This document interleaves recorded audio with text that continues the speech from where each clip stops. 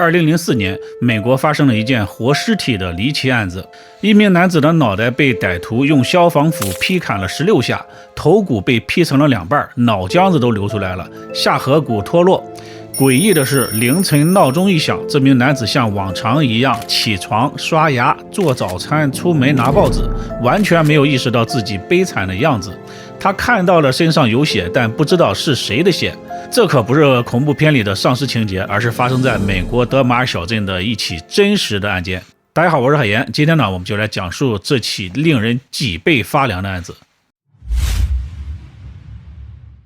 2004年的11月15日，一个普通的周一早晨，美国纽约州最高法院的办公区里，所有的工作人员都已经到岗。但是很快大家发现一个怪事，法官助理彼得的工位始终是空着。52岁的彼得是出了名的靠谱，他入职多年，从未无故缺勤，更不会连个电话都不打。同事们起初以为他只是被急事给耽搁了，可是随着时间一分一秒的过去，彼得依然没有出现。最终呢，彼得的好友兼同事迈克尔坐不住了，他决定驱车前往彼得位于德马尔小镇的家，看看到底是怎么回事。德马尔小镇人口只有1万左右，四周呢被农田和牧场环绕，民风淳朴，近20年没有发生过什么恶性的案件。所以呢，当迈克尔抵达彼得家那栋普通的2层小楼的时候，他根本就没有预料到自己即将目睹一场人间炼狱啊！迈克尔刚走到门口呢，就发现不对劲儿。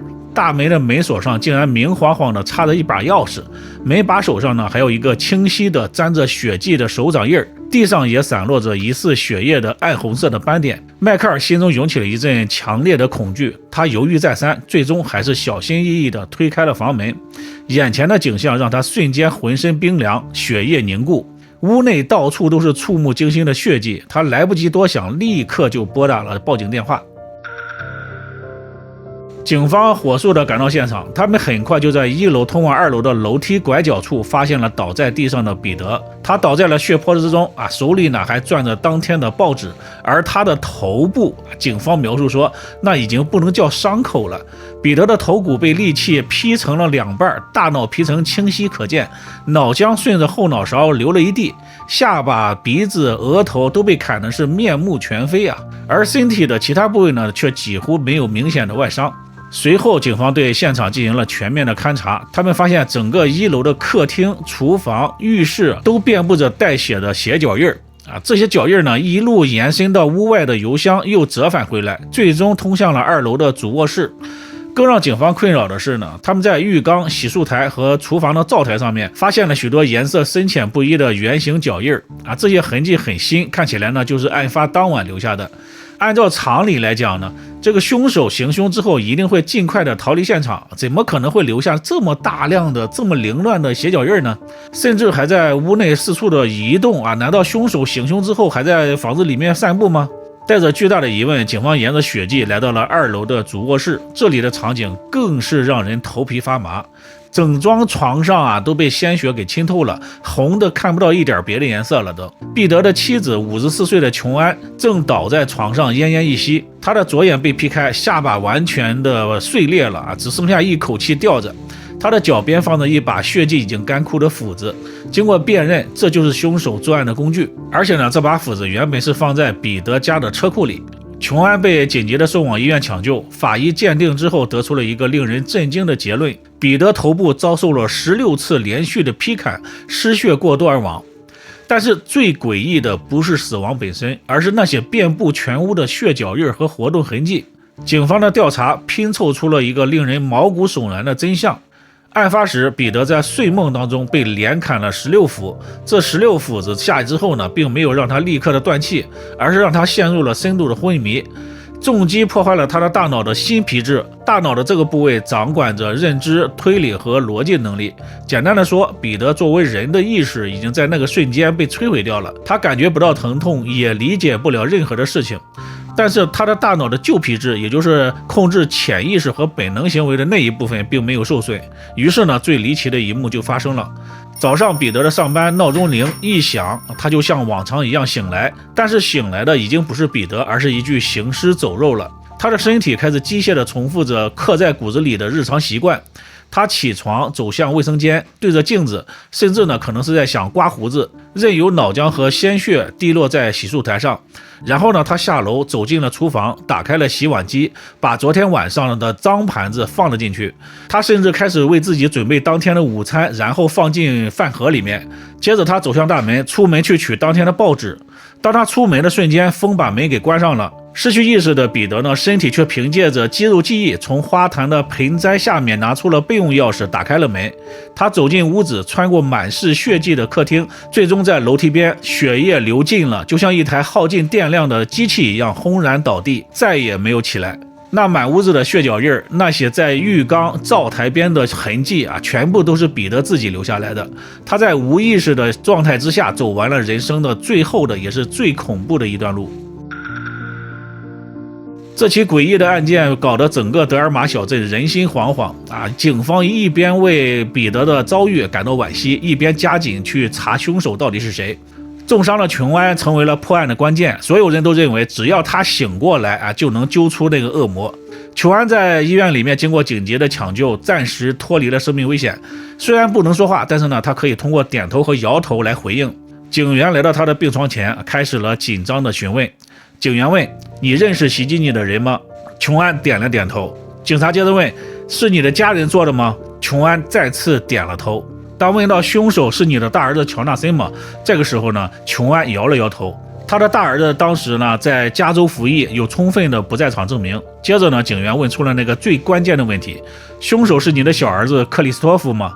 病房里陷入了可怕的沉默，躺在病床上，面目被严重毁容，失去了一只眼睛的琼安，唯一剩下的那只眼睛里面缓缓流出了眼泪。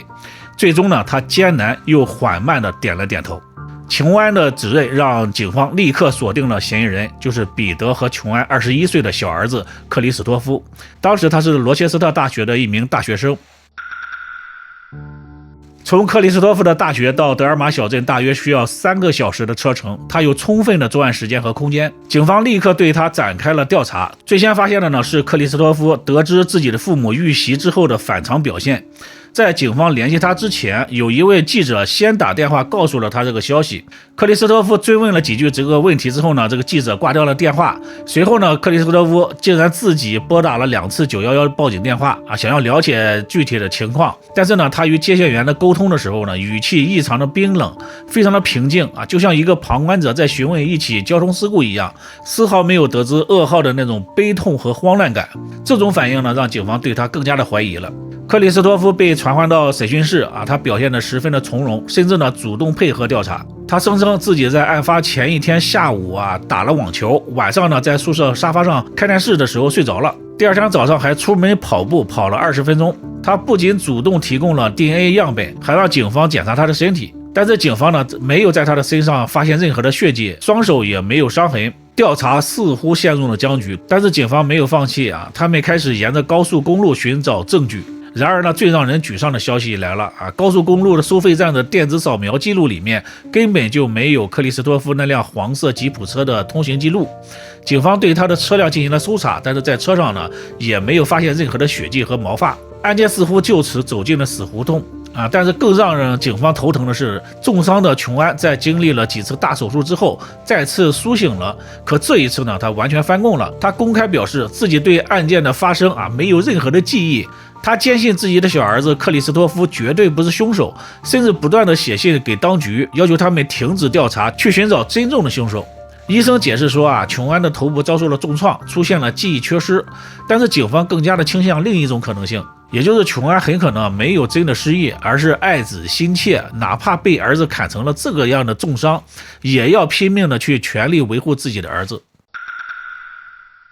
警方呢没有因为母亲的翻供而放弃他们开始深挖克里斯托夫的过去，而挖出的这些真相呢，让所有人都倒吸了一口凉气。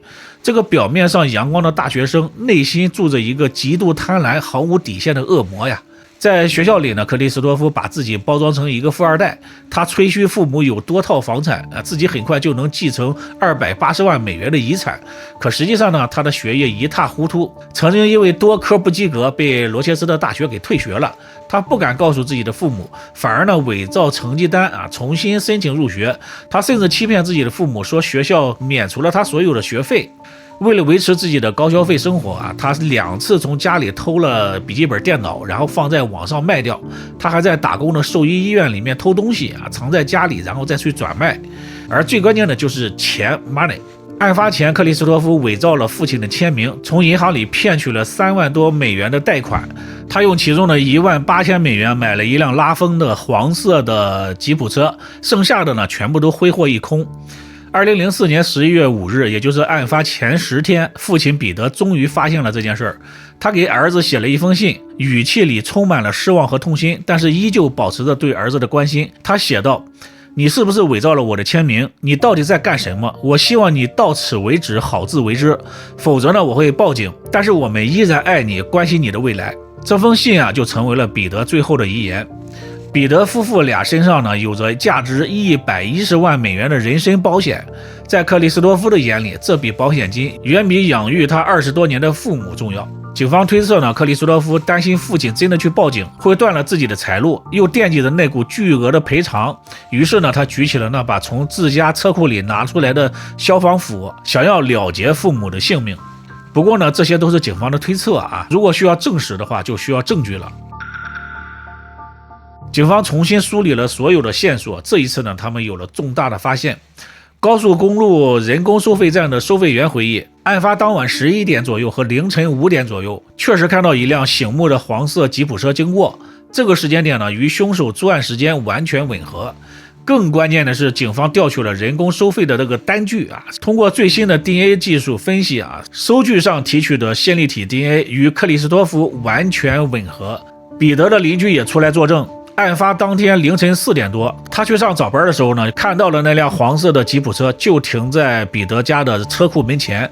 罗切斯特大学的监控录像也显示啊，案发当晚10点半左右，一辆黄色的吉普车飞速的驶离了学校一路上明显在躲避摄像头，而到第二天早上8点半，这辆车又返回了学校。克里斯托夫声称自己当晚在宿舍沙发上睡觉可是他的室友却说呢，他们4个人一起看恐怖片，一直看到了凌晨3点，克里斯托夫自始至终都没有在场。所有的间接证据就像锁链一样，一环扣着一环，紧紧地锁定了克里斯托夫。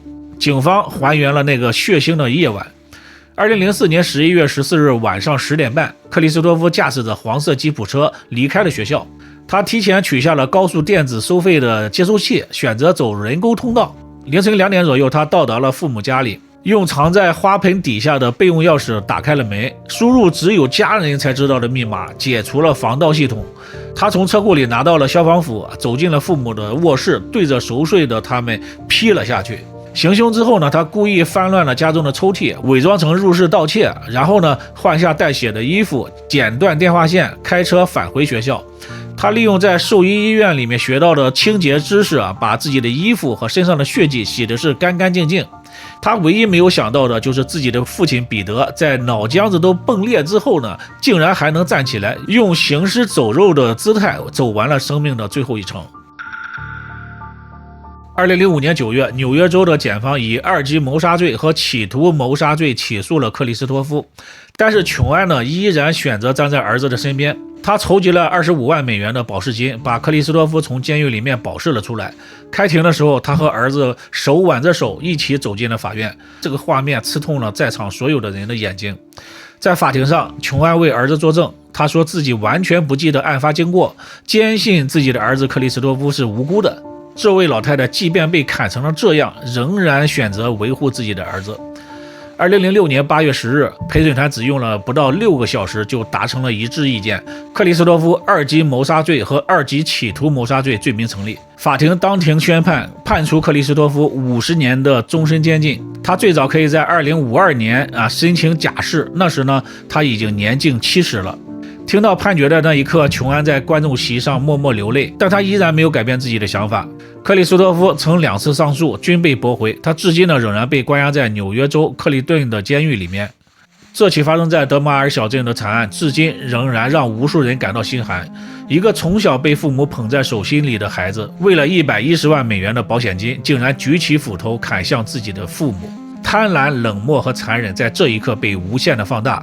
更让人唏嘘的是，案件当中有一个细节，一个被儿子用斧头劈开脑袋的父亲，竟然在濒死之际呢，还想着帮儿子处理那张违规停车的罚款单，还在帮儿子收拾残局。警方在现场发现了那张罚单，上面有彼得的血迹。